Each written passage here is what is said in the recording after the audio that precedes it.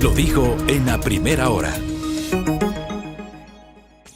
8:10 en la mañana. Hay algunos temas que serán materia de la entrevista que vamos a tener en los siguientes minutos con Paola Flores, la ministra de la Mujer y Derechos Humanos. Ministra, bienvenida, qué gusto, ¿cómo le va? Muy buenos días, Fabrizio. Para mí es un gusto estar aquí en esta mañana compartiendo contigo este espacio. A usted por la gentileza. A ver, quiero empezar con una reacción suya sobre lo siguiente.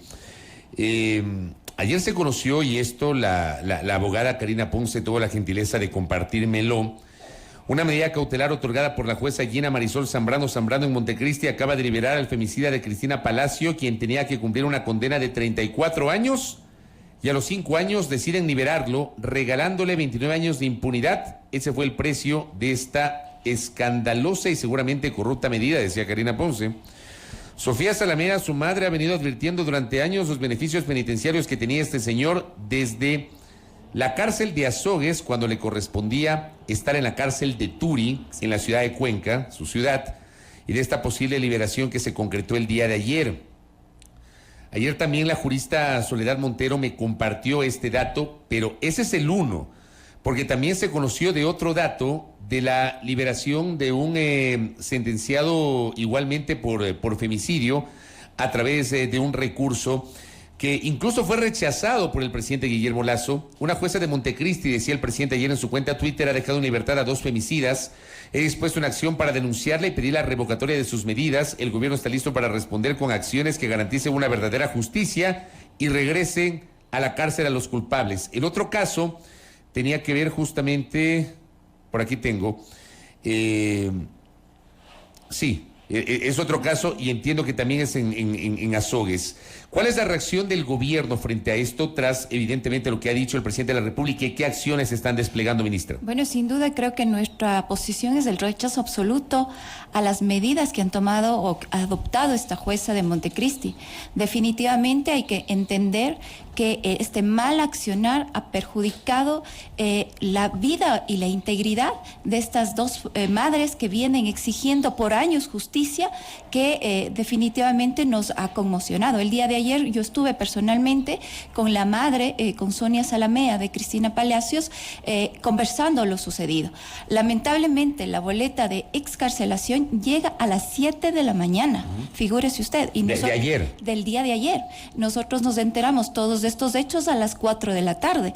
Inmediatamente tomamos contacto con el señor presidente y ordena primero a que estas medidas cautelares que fueron otorgadas a estas 2 personas se revoquen, y enseguida inmediatamente una acción frente al mal accionar de esta jueza de Montecristi, tomando en cuenta que no es la jurisdicción de ella, porque estas 2 personas son femicidas, tienen una sentencia y obviamente tienen que responder a la jurisdicción de ese sector. ¿Podemos recordar a la audiencia cuál es, digamos, el contexto de los delitos por los cuales fueron sentenciados estos 2 femicidas, que son 2 casos distintos? 2 casos. Pero cuéntale a la audiencia qué casos son. El primero es de Berta, el homicida. En este caso no se cataloga, no llega a catalogarse como femicidio, sino como homicidio, y tienen 12 años de prisión. Esto fue en el año 2016. El otro caso que fue muy sonado, muy conocido, es en el año 2017 de Cristina Palacios. Él sí llega a tener una sentencia por femicidio, y obviamente él estaba pagando su pena en la cárcel de Azogues. Ellos deben estar pagando sus penas en la cárcel de Turi. Lamentablemente, por el mal accionar de los jueces, dan las medidas para que estén en la cárcel de Azogues, que es una cárcel que no tiene mayor seguridad, donde tienen comodidades, etcétera, etcétera. Pero eso no es lo más importante. Se ha pedido constantemente, se ha hecho exhortos tanto al SNAI, etcétera, desde muchos años atrás, para que estas personas estén pagando sus penas donde tienen que hacerlo, en la cárcel de Turi. Pero estas personas salieron libres ayer. El día de ayer, O exactamente. sea, ahí no se pudo hacer nada, había que cumplir con la orden judicial. Exactamente, pero estamos haciendo todos los, o activando todos los mecanismos, tanto el SNAI como el Ministerio de la Mujer y Derechos Humanos, poniendo las denuncias necesarias por este mal accionar de esta jueza, porque incluso dan las medidas cautelares sin la presencia de un abogado del SNAI. Figúrese usted, entonces se saltan todos los procesos. ¿Cómo así? ¿Cómo así? Entonces habría que ver y revisar el accionar de los jueces de Montecristi. ¿Inmediatamente se han presentado los recursos legales o cómo lo van a hacer? ¿Cómo está preparada la estrategia? Nosotros estamos trabajando de la mano del SNAI y obviamente con la Secretaría Jurídica del Presidente para trabajar y presentar independientemente nuestras quejas a la función judicial. ¿Qué tipo de estadísticas están manejando ustedes respecto de los casos de femicidio en el Ecuador, ya que estamos hablando justamente de femicidios? Nosotros nos manejamos lo que nos da el Consejo de la Judicatura. En este momento, en el año 2022, hay 412 muertes violentas y 81 femicidios. Sin duda, Fabricio, hay que decirlo, y con mucha vergüenza, es el año más violento de las mujeres. Y frente a eso, ¿qué está haciendo el Estado? Frente a eso, nosotros hemos estado tomando ya cartas del asunto. Primero, definir cuál es el plan de acción dentro del plan de erradicación de la violencia. Activamos el día martes ya el Sistema Nacional de Erradicación de la Violencia, justamente para evaluar a todas las 22 instituciones que si están cumpliendo de acuerdo a lo que establece el plan. Eso es lo fundamental. Segundo, paso seguido, nosotros estamos ya inaugurando los centros Violeta en materia de prevención y en los próximos días estaremos ya con campañas de prevención hacia los lugares de las comunidades, especialmente para sensibilizar este problema que es estructural. No es problema de solo que tiene que ver el Estado, sino es un problema que tiene que ver tanto la sociedad civil y tiene que coadyuvar el Estado para reducir los índices de violencia. Tenemos a la vuelta de la esquina la conmemoración del Día Internacional de la Mujer el próximo 8 de marzo. Hay una serie de acciones y de actividades que están previstas para el próximo miércoles, pero es ineludible recordar lo que pasó el año anterior, el 8 de marzo, que fue una marcha de mujeres que fue reprimida por la Policía Nacional y hubo denuncias públicas en ese sentido. Colegas como Viviana Erazo, por ejemplo, Paulina Recalde, como mi colega Elena Rodríguez, denunciaron que fueron agredidas, por mencionar 3 ejemplos que se hicieron públicos de decenas de mujeres que aseguraron haber sido agredidas. Cuando renunció su antecesora, en la carta de renuncia expresó su incomodidad por lo que pasó ese 8 de marzo. Yo le pregunto a usted, con ese antecedente, ¿cuál va a ser su papel y el del Estado el próximo miércoles, ministra? Nosotros ya trabajamos en un protocolo de actuación en el caso de las protestas y sobre todo en este marco que vamos a tener del paro del 8 de marzo. Es paro porque las mujeres paran el 8 de marzo sus actividades laborales, etcétera, etcétera, etcétera. Nosotros hemos hecho un plan, un protocolo justamente para evitar lo que pasó el año anterior. No va a haber policías quien va a estar reprimiendo a las mujeres que van a estar el 8 de marzo reconociendo primero o reivindicando sus derechos y obviamente ellas estarán en sus actividades culturales, en sus actividades artísticas que se deberán respetar, y eso hemos hablado con el ministro del Interior para justamente evitar lo sucedido el año anterior. Es decir, ¿usted garantiza que no va a haber represión de la fuerza pública contra las mujeres? No va a haber, Fabricio. ¿Ese es un compromiso del Estado? Ese es un compromiso del Estado. ¿Seguro? Seguro. No, entonces no se va a repetir lo del año pasado. Para nada. ¿Y el ministro del Interior accedió justamente a esto? Correctamente. ¿Hay un compromiso también del comandante general de la policía? Sí. No va a haber represión, no va a haber policías, ni siquiera va a haber policías mujeres. Va a ser una marcha pacífica, es un paro de las mujeres, donde obviamente estarán reivindicando sus derechos en ese momento. Correcto.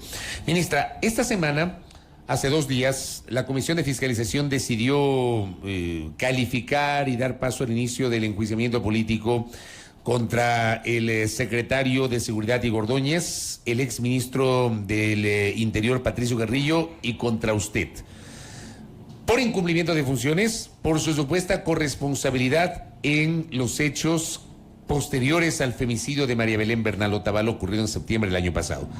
¿Usted cómo ha asumido este juicio político que se va a tramitar en la Comisión de Fiscalización? Creo que estamos cayendo en una inseguridad jurídica que vulneran los derechos y sobre todo por un interés político. Lamentablemente llega a la Comisión de Fiscalización sin las firmas respectivas, por lo tanto la Comisión no debería o no debió calificar. Y otro tema fundamental que nosotros estamos siempre analizando, la Comisión de Fiscalización sesionó el 16 de febrero, indica claramente que se devuelve al Consejo de Administración Legislativa debido a que el planteamiento de la ley de la función legislativa impide la acumulación de los procesos que no guarden conexidad con los hechos de la identidad y de las personas. Debido a eso, ya algunos asambleístas retiran las firmas y el 28 de febrero la Comisión de Fiscalización instala y nuevamente no se califica ni se archiva este juicio político, pero el 1 de marzo vuelven a retomar o reconsiderar la votación y ahí califican. Entendiendo y comprendiendo, Fabricio, que hay hechos ya sentados en la Comisión de Fiscalización, como el ex procurador que justamente cuando llega este caso de juicio político a la Comisión de Fiscalización, retiran las firmas y ya no califican.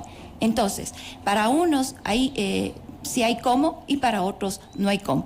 Yo lo que siempre he dicho, estamos en una inseguridad jurídica donde no tuvo los elementos para calificar este juicio político y obviamente que sí atentan con el trabajo que viene realizando el Ministerio de la Mujer y Derechos Humanos, porque nosotros lo que hacemos diariamente es atender a las mujeres víctimas de violencia y obviamente esto entorpece el buen desarrollo del Ministerio de la Mujer y Derechos Humanos. Usted, pese a estos cuestionamientos que hace desde el punto de vista legal, ¿usted va a acudir a la Comisión de Fiscalización? Sí, yo voy a acudir, sí. ¿De qué le están acusando a usted? Del incumplimiento de funciones. Nosotros, revisando toda la documentación, no tenemos ningún incumplimiento y obviamente nosotros tenemos cierto grado de actuación y debiendo a los protocolos que hemos establecido en el caso de el femicidio de María Belén, hemos actuado tal cual como está establecido. Lamentablemente, como siempre digo, esto es ilegal, ilegítimo y que sí atenta con el trabajo y el desarrollo que viene realizando el Ministerio de la Mujer y Derechos Humanos. Hemos conseguido el RUF, hemos conseguido el alza de techo presupuestario para las casas y centros y la atención o la cobertura para más casas. Hemos instalado ya el Sistema Nacional para Erradicación de la Violencia, haciendo cumplimiento a lo que nos hace la evaluación de la ley. Entonces, son cosas y procesos que se van dando a largo de este trabajo, estos 9 meses de trabajo que se ha realizado en este caso como ministra de la Mujer y Derechos Humanos. Ministra, usted ha sido cuestionada duramente por la señora Elizabeth Otavalo. Yo le he entrevistado a la señora Otavalo en algunas ocasiones, también a usted lo he hecho. Y la señora Otavalo asegura, y ha sido muy crítica con su papel, el suyo, ministra Flores, tras el femicidio de María Belén Bernal. Ha dicho que una sola vez se acercaron a ella y que no tuvo el acompañamiento correspondiente. ¿Cuál es su respuesta? ¿Es así? ¿Hubo alguna omisión o se cometieron errores en acompañar a la señora Otavalo? En nada, para nada. Nosotros estuvimos acompañándole en 2 etapas. La primera, cuando se trató de una persona desaparecida, y la segunda, cuando ya se trató de un presunto femicidio. Es el mismo caso, Fabricio, de Cuenca. El mismo caso, el caso Maribel, que fue hace poco tiempo, el miércoles anterior. Cuando se lanzaron las alertas que hubo una mujer desaparecida en el Azuay, nosotros inmediatamente activamos los protocolos, estuvimos con los familiares acompañándole en la búsqueda de Maribel y obviamente aquí sí puedo decirle, Fabricio, que hubo una falta de inobservancia del fiscal provincial que no activó los protocolos necesarios para la búsqueda de Maribel. Y lamentablemente el sábado activaron todos los protocolos de DINASED y se encuentra con el fallecimiento de Maribel y se encuentra el cuerpo de Maribel. Entonces, nosotros actuamos tanto en el caso de Maribel, tal cual como nos establecen nuestras competencias, como el caso de la señora Elizabeth Otavalo, tal cual. ¿Cuántas veces usted habló con la señora Otavalo, ministra? Exactamente en el momento de la desaparición, hablé una vez, le llamé personalmente, le indiqué qué es lo que necesitaba y ella me pronunció: necesito que me ayuden a buscar a mi hija. Al día siguiente, el día miércoles, me acuerdo claramente, yo procedí a irme a la escuela policial y comencé la búsqueda a las 7 de la mañana y obviamente por horas del mediodía, una de la tarde, se encontró el cuerpo de María Belén. ¿Y de ahí no volvió a hablar más con ella? No, hemos estado en contacto permanente, hemos podido realizar algunas gestiones. ¿Como cuáles? Usted me va a decir. Pudimos que la ministra de Educación pueda hacer algunas gestiones para garantizar la educación del niño hasta terminar el colegio. Buscamos también que el niño pueda tener transporte porque las distancias de Quito son muy grandes, por gestión también de la ministra de Educación, y obviamente lo que nosotros estamos buscando es que la señora pueda estar tranquila y obviamente hay ese contacto permanente. Ya ha sido unas 2 semanas que no he tenido contacto con ella, pero hemos seguido en el proceso. ¿Ha habido algún tipo de seguimiento de su gestión, de su despacho, ministra Flores, sobre la situación de la casa de María Belén Bernal, que obviamente fue sacada con un crédito del ISPOL por parte del señor Germán Cáceres, y que entiendo se les iba a quitar esa casa? Yo no sé si finalmente va a ocurrir esto, si usted tuvo algún papel en esto. Bueno, nosotros lo que digo, siempre hacemos las gestiones, hemos hecho una gestión con la ISPOL, lamentablemente tuvimos una respuesta negativa, pero no podemos ir más allá de nuestras competencias, ¿no? Hemos hecho todas las gestiones que están en nuestras manos, pero ya son los agentes externos que impiden que tengamos una respuesta favorable. Ya, o sea, la casa le van a quitar. Están viendo legalmente, este rato el ISPO, legalmente cómo se puede solucionar el tema. Ahora bien, ministra, ayer estaba previsto que el presidente mantenga un encuentro en Carondelet con familiares de víctimas de femicidio. Sí. ¿Ocurrió ese encuentro? Claro que sí. Estuvimos con las Madres Coraje, con la red de familias, también con algunas otras madres que justamente pidieron al señor presidente que otorgue o que se haga las gestiones para que los fiscales de distintos casos de las madres que estaban pidiendo justicia agiliten los procesos.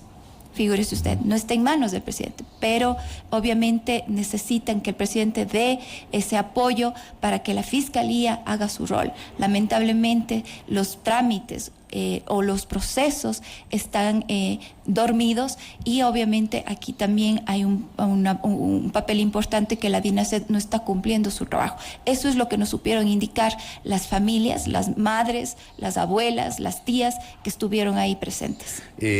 ¿Estuvo algún representante de la función judicial o fue una reunión solo con la función ejecutiva? Solo fue con las madres víctimas de femicidio.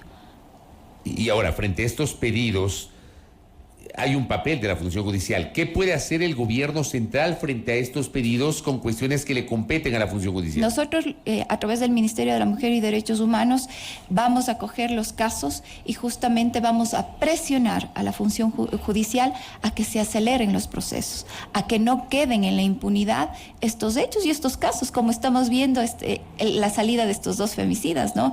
Entonces, creo que es importante recoger todos estos casos y ponernos al frente para dar agilidad y sobre todo justicia. Justicia es lo que reclaman las mujeres. ¿Usted es autocrítica sobre su gestión? ¿Reconoce algún error, alguna falencia de su gestión, ministra? Yo creo que más que error hay que reconocer. Hay que reconocer que la Secretaría de Derechos Humanos viene de una disolución del Ministerio de Justicia. Por hecho, hay muchos problemas de fondo y que hay que irlos subsanando, y esto no se lo puede hacer de la noche a la mañana. Hay que entender también, Fabricio, que no hay los recursos necesarios para la implementación de la ley, para el plan de erradicación de la violencia y sobre todo para dar respuesta a las mujeres que viven en situación de la violencia, porque necesitamos tener más presencia en el territorio. Entiendo que los recursos no son lo suficientes, pero definitivamente lo que hemos hecho es distribuir de mejor manera para poder dar esas respuestas que necesitan las mujeres. Pero la transformación de Secretaría a Ministerio implicaba obviamente una reconfiguración institucional. ¿Esto ya se ha implementado o sigue en camino de implementación, ministra? Seguimos en camino de la implementación. Nuestra prioridad número 1 es tener presencia en el territorio. Necesitamos dar respuestas a las mujeres que viven y sufren violencia intrafamiliar en los territorios, pero sobre todo que las mujeres conozcan cuáles son sus derechos y sobre todo en base a eso cuál es la ruta o cuál es el mecanismo de denuncias para que ellas puedan garantizar su vida y su integridad. ¿Qué significa tener presencia en el territorio? ¿Tener dependencias del ministerio en las provincias? Fortalecer los que ya tenemos en el territorio. ¿Cuántos tienen? 45 a nivel territorial. ¿A nivel nacional? Sí. Ya, eso se va a mantener. Eso se va a tener y se va a fortalecer. Esa es nuestra aspiración, Fabricio. ¿Qué significa se va a fortalecer, ministra? Con más especialistas, con más psicólogos, con más trabajadores sociales, con educadores, porque necesitamos educar a la población, sensibilizar en materia de violencia de género. Y eso también necesitamos tener los recursos necesarios. ¿Cuánto presupuesto tienen en este momento? 17 millones. A gasto corriente 11 millones y de inversión 6 millones. Ahora, el problema es que usted me dice, repítame, ¿cuántas dependencias tienen a nivel territorial? 45. Pero tenemos 221 cantones. ¿Qué pasa con el resto de cantones? Estamos con el proceso de la inauguración de los centros Violeta. Este momento tenemos ya uno en Esmeraldas, ya se puso para la función del público. Esperamos ya tener abiertos los 3 en este mes de marzo, y obviamente que responderá también esto a una lógica de planificación en cuanto a los proyectos de inversión, es que de los centros Violeta. Vamos a estar hasta el año 2025 en las 24 provincias. Correcto, ministra. Gracias por el tiempo. A usted. Usted por visitarnos. A Paola Flores, ministra de la Mujer y Derechos Humanos. Su reacción respecto de estos recursos jurídicos que significaron la liberación de 2 sentenciados por femicidio, tema sobre el cual el propio presidente de la República ha pedido que se activen inmediatamente los caminos jurídicos para revertir esas decisiones de carácter judicial, y también la manera como va a enfrentar el trámite del pedido de juicio político en la Comisión de Fiscalización, que nos ha dicho la ministra, va a acudir a la Comisión de Fiscalización más allá de los cuestionamientos de carácter jurídico. Y por cierto, la reunión que mantuvo ayer el presidente de la República con víctimas, familiares víctimas de femicidio. Primera plana. Todas las noticias, todas las voces.